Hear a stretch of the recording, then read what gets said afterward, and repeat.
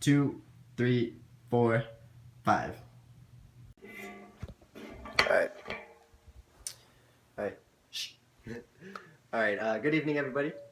I'm here to discuss and hopefully inform you guys of a topic that you may or may not have heard a little bit about. It is becoming increasingly relevant to us as American consumers, and we consume these products even though we may not know it. They're served at many restaurants, anywhere that sells food. I'm talking about genetically modified organisms, or GMOs, most commonly referred to as.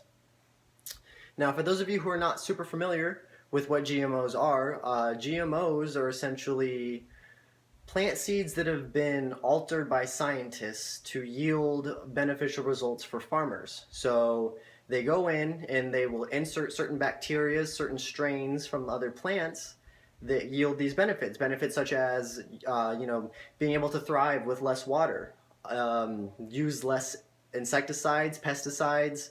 There have been some that you need less herbicides.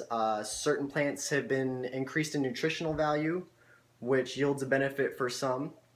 And this all started back in 1986. GMOs and genetically modifying food was a novel science back then. It was brand new.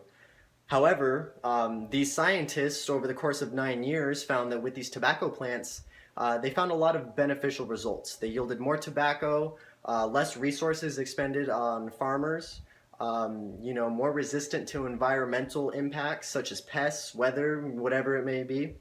So this led the FDA to their first FDA-approved GMO fit for human consumption, which was corn. And so you may be asking, what kind of crops are genetically modified? Well, I can show you right here. We see right here in 1995, obviously, nothing's going on, nothing's modified, but we see an immediate jump within the first 2 years. So within the first 2 years, 25% of all corn, 54% of all soybeans, and 61% of all cotton have been genetically modified. And so, flash forward to 2012 when this study was conducted, we now see that 88% of all corn, 93% of all soybeans, and 94% of all cotton is genetically modified. And so you may be wondering to yourself, why does this matter? Why does this impact me? Well, I'll tell you why. As a consumer, it impacts us greatly. An American consumer, I should say. Oops.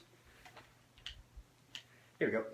So we as Americans expend more resources, effort, and time into the study of GMOs, as shown by this graph right here. Over here, we have the USA, topping off at 70, but you will see that we consume more and put more effort into funding GMOs than Brazil, Argentina, and Canada combined. So, pretty crazy. So America's on board with this technology. It's clearly being studied. And, there are some benefits to GMOs. As stated before, the nutritional value, adding nutrition to food, can be greatly helpful towards those in impoverished countries in the East, such as Asia, any Asian countries, Malaysia, any country that the citizens depend largely on the nutritional value of rice. And without modification, rice does not have a whole lot of nutritional value. So it can be increased to increase vitamin A. And vitamin A, as cited by the Mayo Clinic, has been linked to blindness as well as iron deficiency. So if you increase those two things, it could be helpful. However, on top of these benefits, there come a lot of drawbacks. And the main complaint about GMOs is that there has not been a whole lot of testing done. And the reason that these tests haven't been done are because once you genetically modified a seed, you now have your own invention, so to speak. These seeds can be patented and owned by companies. So these companies refuse to release their seeds to be independently studied. So there aren't really a whole lot of, well, actually none. There are no human consumption tests on GMOs. The only tests that have been performed have been in Austria, and there's only 2 cited that are credible. One test had 2 groups of rats, a test group and a control group. The control group was fed non-GMO corn, organic food, and the test group was fed GMO corn.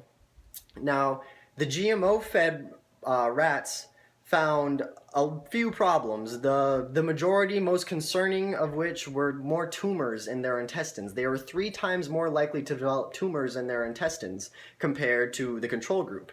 And a second study showed that GMO mice, GMO rats gave birth to less rats. They had fewer litters, they had more runts, and more health defects upon birth.